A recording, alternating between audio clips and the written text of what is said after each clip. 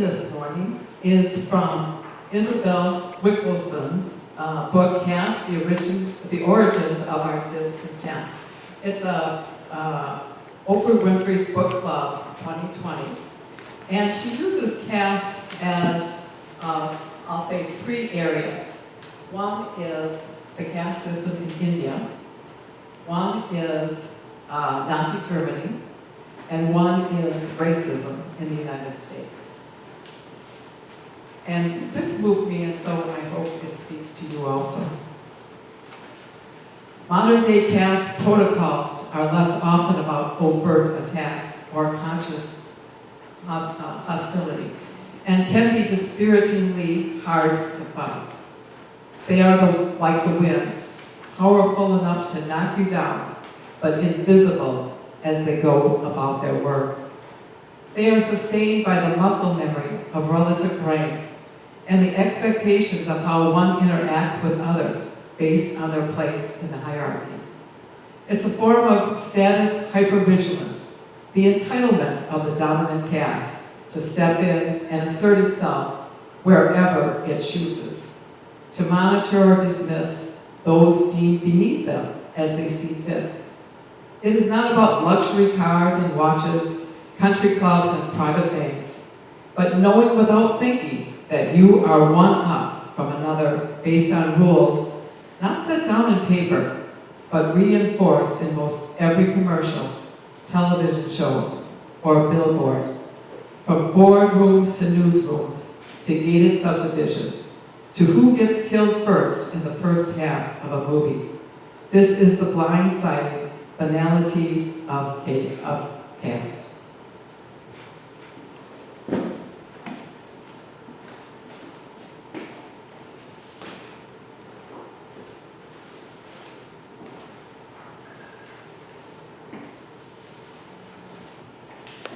The scripture reading today is Micah 6, verses 6 through 8.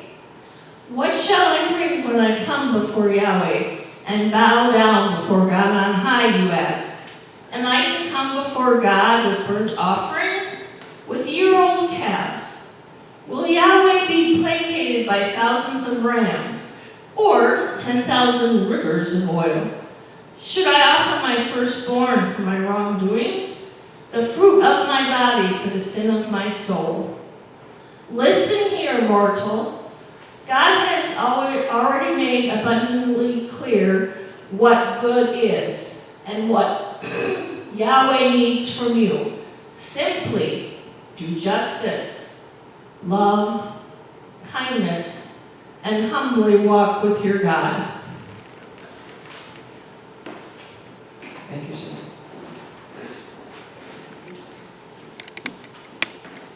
This morning's message is on commitment to change and social justice, and it's part 3 of a 4-part commitment series. Remember 2 weeks ago, Kate shared the message of commitment to self and self-care. The second message was commitment to life, to live life fully, to dance, when life allows us to dance. And so today, commitment to change and social justice, and I'm going to say racial justice in particular. And so, would you pray with me? Loving God, we are good people, your beloved community. May our hearts and minds be open without guilt or shame as we have this conversation of change and racial justice. May the words of my mouth and the meditations of each of our hearts be guided by your wisdom and surrounded by your love. Amen.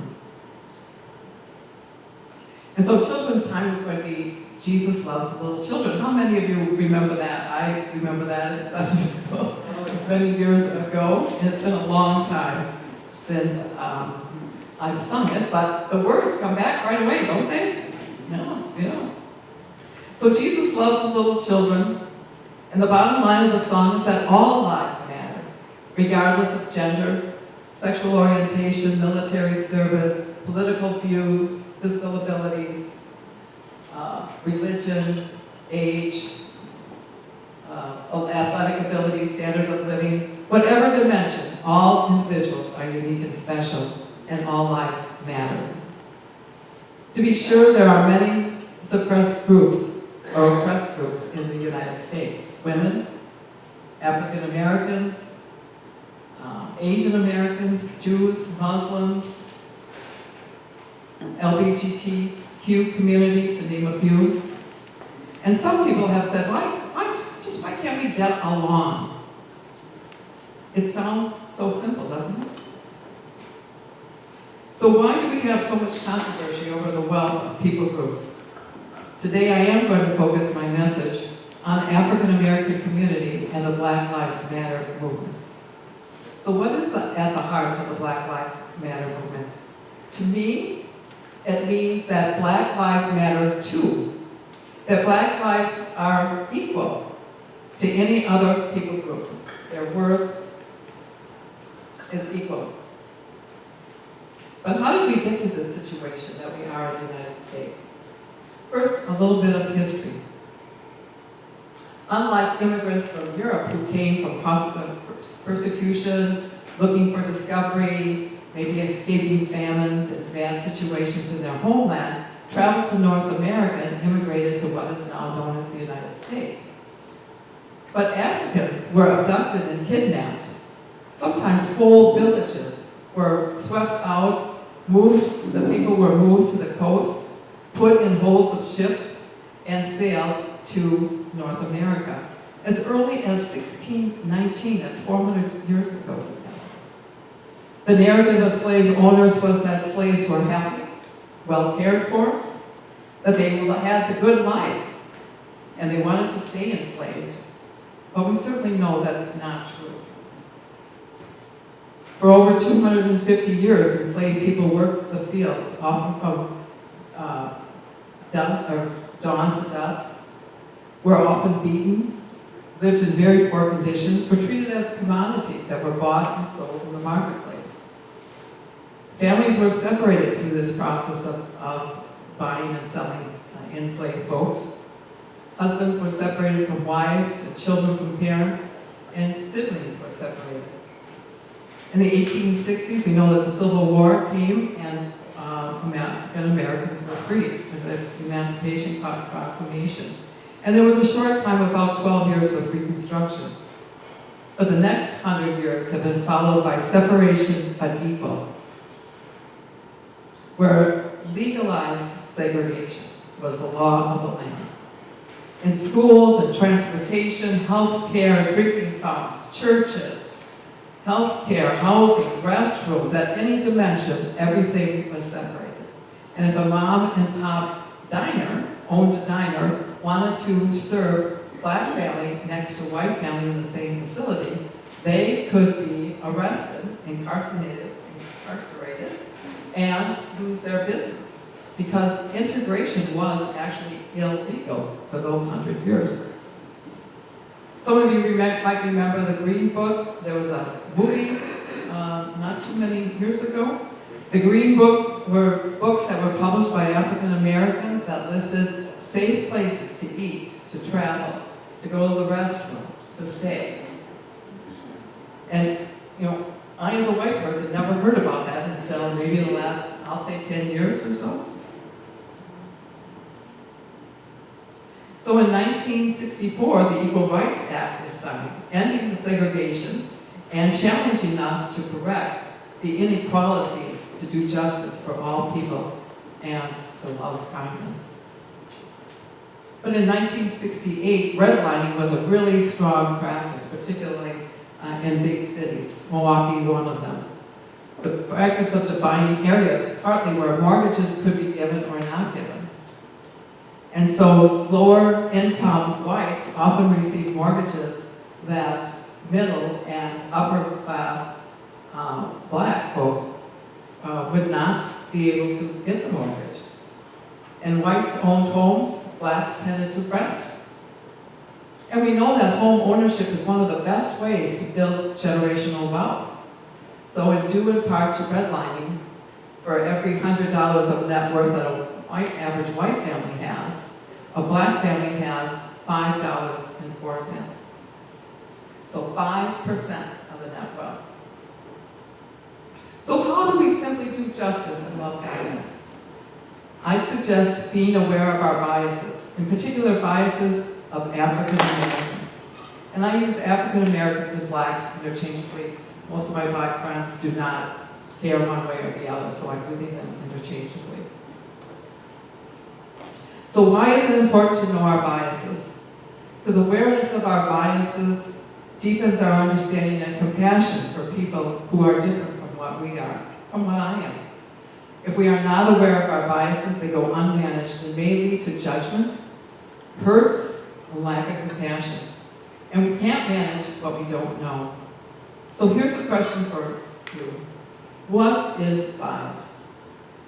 What is bias? Sure. It's something that's ingrained in you. For example, I didn't realize I did this, I don't do it anymore, but when I was younger, and when we taking a walk, and there would be a black man walking on the same sidewalk, I would deliberately cross the street, because subconsciously, we were told that they would harm us. They would harm you, okay. So Shirley shared that she would walk down the street and if she saw a black person, that you would walk across the street to avoid getting close to them because they may hurt you.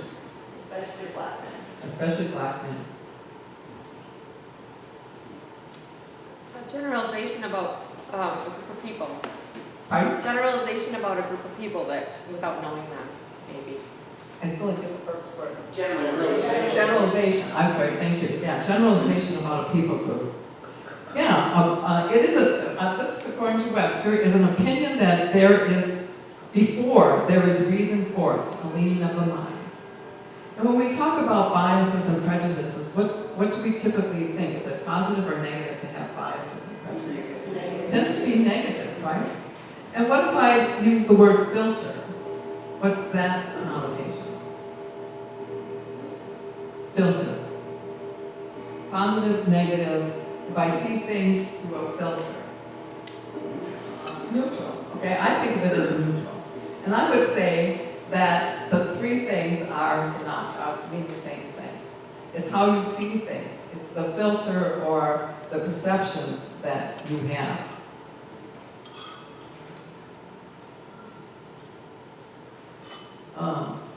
Filters are how we see the world, each other, and are formed by life experiences.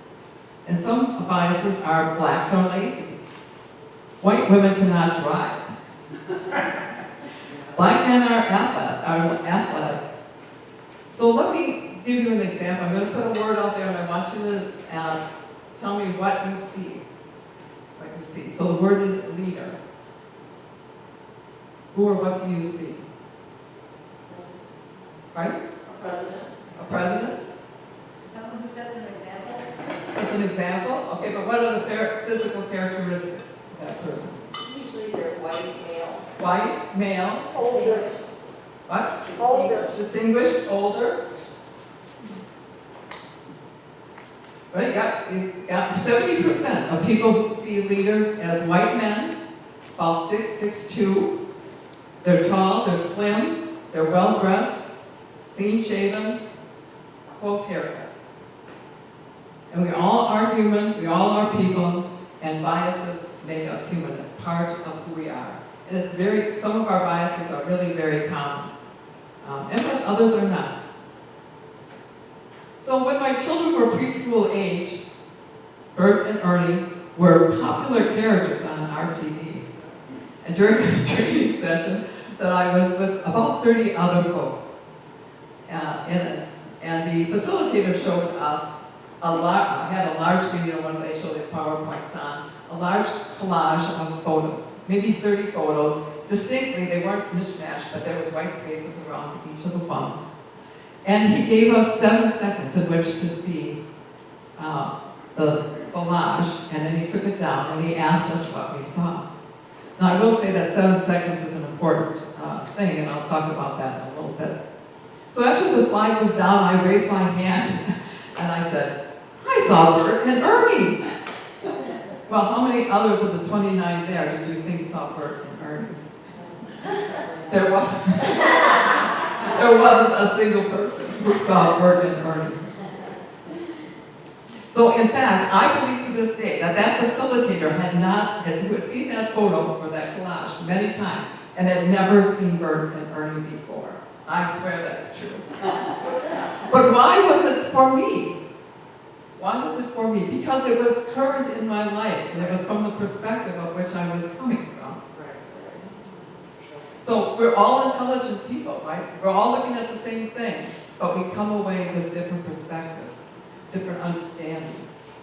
And this is the filters that we gain from life experiences, comments, and learnings from parents, aunts and uncles, teachers, and all others in our lives.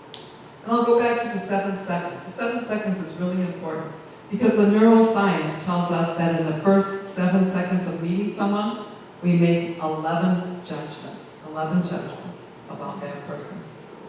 70% of those or more are negative. Especially when that individual is different from us.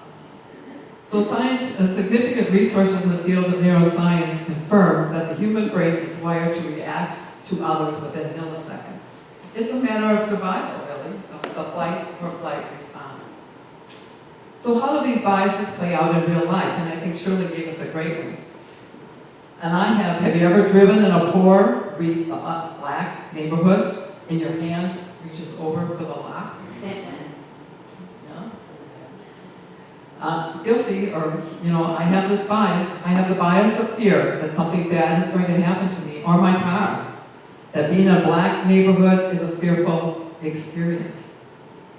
Have I ever been attacked or have any real logical reason to have this bias? I don't. And frankly, I can't remember how I got the bias. I don't remember my parents saying anything specifically. It goes back, I think, to the reading where it's kind of in the air. It's unwritten. It's just there.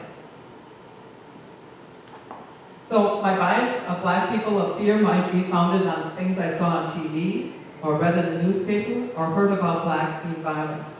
I don't remember how I acquired it.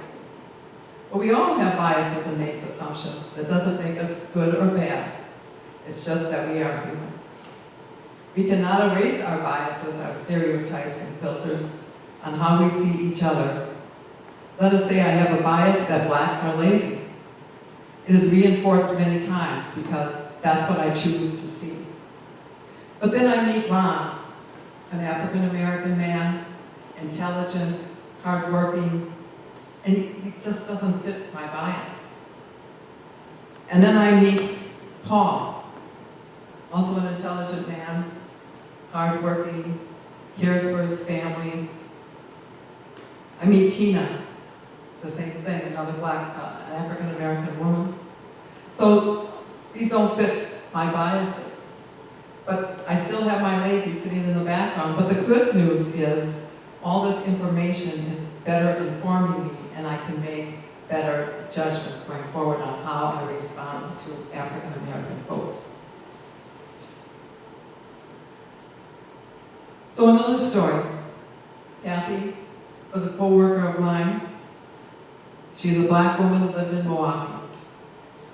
And so one day she found out that her teenage son was a driver in a car that had 3 other teenage black youth in it. And he made a mistake, crashed the car, and several of the, I think all 3 actually, all 4 ended up in the hospital, at least for checkup. So the young driver caused a mistake, and following a police scanner, a local TV reporter interviewed Kathy about the accident. That reporter ended up tracking down and interviewing the parents of all the other 3 passengers in the car as well. So they're all young black men, and they're teenagers. So when the reporter found that all 4 black youth came from a 2-parent intact family, the situation was no longer a story. And this reporter of the reporting of the accident never occurred in the Milwaukee TV or newspaper, since it in part did not meet the assumptions or the biases that black children live in broken households. Another story. And this is a bit ago. You know that, some of you know that I have two sons, Jason and Joel, and they were very active in soccer. And a soccer store had recently opened in Elmwood Plaza. And so we decided to cross town and see what they had to offer. We walked in the store, and I immediately felt uncomfortable. We decided to check out the merchandise. We went over to the balls, the various sizes and colors of these soccer balls, and the white clerk, woman white clerk, followed us. She monitored our every movement and comment. I decided, let's go over to the jerseys and the socks and the clothing area, and maybe she won't follow us. But what did she do? She followed us. I mean, she was close. The tension got so increased so much in my body, I just couldn't stand it anymore. And I said to the boys, we were leaving. We were only in the store about 10 minutes. And I left the store without purchasing anything. I will say that store did go under in a short period of time. So, but when my African American friends mentioned the monitoring of store employees as an everyday occurrence, I cannot imagine the tension in their lives. I had one 10-minute period in my life, and I remember it like it was yesterday. So one more story. I have a friend, Vern. He's a tall, slim, African-American man, highly educated, successful in business, well-liked, approachable, and he's a golfer. Vern, back in the day, worked at IBM, and he was whiz at troubleshooting and fixing computers. He was the only black on a team of all white men. And day after day, week after week, month after month, the other team members were given service calls to go into other companies around the country to fix customers' computer systems. And Vern kept wondering when he would get a chance to make this service call. Well, the day eventually came, and Vern's first assignment was to fix the computer system in Florida. So Vern makes his way to the customer, he takes a flight, he rents a car, he drives to the headquarters, and he's greeted fairly enthusiastically by the manager, who wants this problem solved quickly because the company's not doing well with its computer system down, as you might imagine. So Vern is eager to make his first service call a really good success. However, while he's being led to the room where the equipment system is, the CEO shows up and sees that Vern is black and that Vern is the one that's going to be repairing his system. So the CEO comes up to Vern's face and says that no M is going to touch my equipment. Well, you can imagine that Vern was not happy, and he was moved to another room while the manager went in and talked to the CEO. After some period of time, that CEO was convinced that he would allow Vern to correct or at least troubleshoot the computer system. Well, now this manager goes over to Vern, and Vern has been sitting in this room waiting. And Vern is hurt, he's frustrated, he's deflated, and all he can think about is going home. He doesn't have to be treated like this. And after cooling himself down, and I will say that Vern was very close to his grandmother. And his grandmother taught him, inspired him, and it had the expectation of him that he would always take the high road, that he would not be angry, that he would not be retaliatory, that he would not do bad things in reciprocation for the behavior that he was shown. So Vern finally does agree to go ahead and work. He identifies and fixes the problem, and he returns home. So he has to get back in the car, air flight, gets home late. But the story doesn't end there. So Vern goes to the office the next day saying, hey, I fixed the problem, they're up and running, their production is going. But he finds himself being coached on how better to treat customers, because the customer reported back to Vern's supervisor or manager that Vern was unprofessional and disagreeable. So no mention about how the CEO of customer firm treated Vern. So you may say that happened a long time ago, and it happened several years ago. And yes, it did, but we would hope things have changed. But the sad news is that similar actions continue today. So I said that Vern is a golfer. In the last several months, Vern has been in a sporting goods store, shopping for a driver. So he's in the aisle, he's trying a golfer, he's a serious golfer, he's always well-dressed, always, haircut, but he's black, he's a black man. So he's in the sporting goods store, he's actively looking and being totally ignored by the sales staff. Eventually he goes asking for help because he really wants a driver. But the less than enthusiastic salesperson comes and gives him the barest of information. Vern does very diplomatically explains his feelings about the treatment in the store with little awareness on the part of the salesperson of his behavior toward Vern. Well, Vern did purchase the driver from this store, and, hold your chair, he paid $1,000 for this driver. Unbelievable, but he did. I mean, I told you, Vern is a golfer. So Vern, however, decided to buy he was also in the market for buying irons, and he decided to buy the irons someplace else because of the treatment he got at his first store. So Vern reports that his golf game has improved with his new golf clubs. I talked to him last week, and he's winning bets with fellow golfers. But I'm saying he's going to have to win a lot of bets to cover the cost.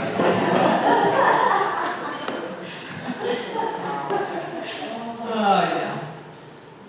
So while it is not possible to escape prejudiced thoughts like biases and stereotypes, it is possible to manage them by becoming actively aware of them and making conscious decisions to behave in ways that do not reflect our biases. So we can reshape our thoughts and ideas by inputting new data and experiences. So Black Lives Matter too means, to me, the elimination of all disparities. I want to see equality, equity, and balance. I want each person to be valued and to be a full participant in all aspects of life. You know, we've given little acknowledgement and appreciation in the Black community for all the things that they have done, the contributions they have made, such as areas of culture, music, poetry, art, the sciences, the engineering, the technology, and the economic prosperity that this country has.